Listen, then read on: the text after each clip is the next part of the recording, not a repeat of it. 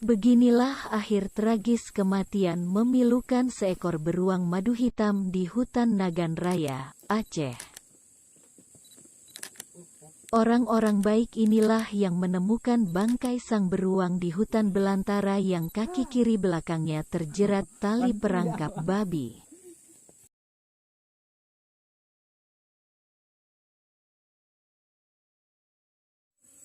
Kejahatan terencana ini diduga sudah dilakukan dan berlangsung lama oleh pemburu babi yang berasal dari luar Aceh untuk kepentingan ekonomi, yaitu jual beli daging babi. Saksi warga setempat mengatakan bahwa bukan hanya beruang yang menjadi korban, namun kerbau dan hewan ternak warga juga pernah terjerat oleh perangkap babi. Kini saatnya semua orang wajib menjaga hutan beserta isinya demi kehidupan manusia yang lebih bermanfaat. Tanpa hutan manusia akan menerima berbagai macam bencana alam yang membawa kesengsaraan.